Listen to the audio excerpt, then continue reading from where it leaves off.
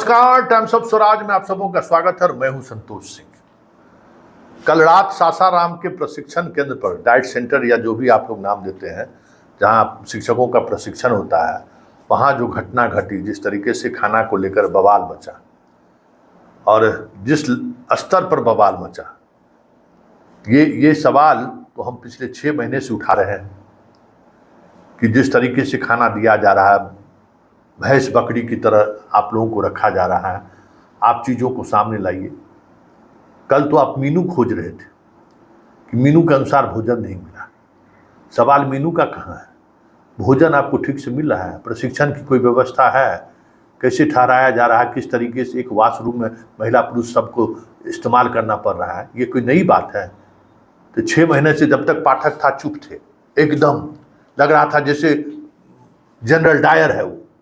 हम उस समय में भी कहते थे कि आवाज़ उठाइए। पाठक के समय में अगर आवाज़ इस तरीके से उठाए रहते ना, तो पाठक आज पहुंचा रहता।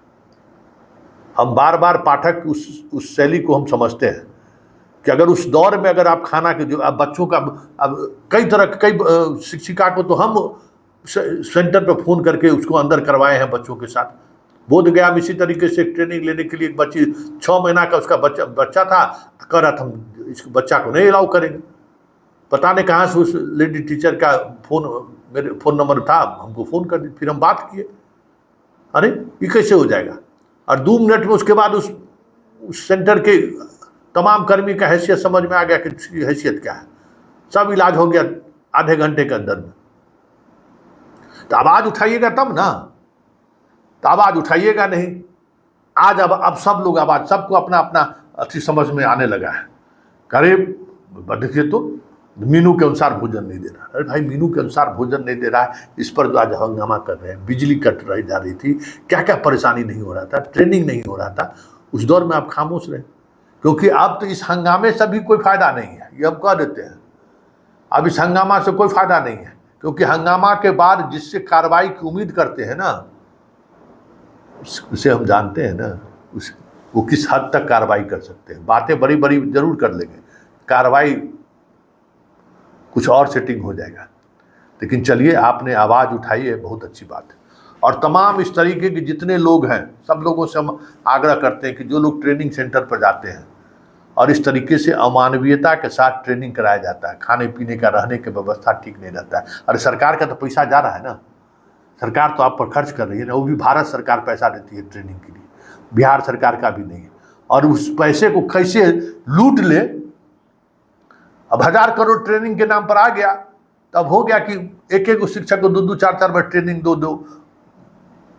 जो रसूख वाला है उसको छोड़ दो, और वहाँ ट्रेनिंग सेंटर पर बस रामे राम करते रहना है। जरा सुनिए क्या कर रही है वहाँ के शिक्षिका। लेकिन इनके सुनने से पहले एक बात कह देते हैं, आप विद्रोह करना शुरू किए हैं ना, तो इसका लेवल को बनाए रखिए। जहाँ कहीं भी ज्यादती हो, आवाज़ जरूर उठाइए। आप लोग आज मेनू के अनुसार खाना नहीं मिला। सबसे पहली बात है कि आज जब समय हुआ भोजन का, हमारे शिक्षक बंधु वहां गए। जब वहां टेबल पर गए तो शिक्षकों के साथ अभद्रता पूर्वक व्यवहार किया गया। कह दिया गया कि आप कुत्ता हैं, कुत्ता और बैल की तरह शब्द का प्रयोग किया गया है। हम लोग शिक्षक हैं और इस तरह का शब्द का प्रयोग किया गया तो हम लोग मान सम्मान अपना ताक पर रख करके नहीं ना खाना खाने आए हैं या ट्रेनिंग प्रशिक्षण लेने आए हैं। यदि इस तरह का प्रशिक्षण दिया जाएगा तो इस प्रशिक्षण का और यहाँ जो मेनू से नहीं मिल रहा है भोजन, उसका हम लोग पूर्णतः बहिष्कार करते हैं। इनकलाब जिंदाबाद। क्या नाम है आपका? नाम क्या है आपका? क्या नाम है आपका? दिलीप कुमार। कहाँ से? विद्यालय ऊपर दहात देव, औरंगाबाद, बिहार।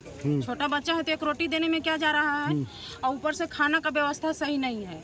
पराठा इतना मोटा था कि हम लोग को 1 सप्ताह तक रहना है और बाहर खाने नहीं हम लोग जा रहे हैं। समय नहीं मिल पा रहा है ट्रेनिंग की वजह से।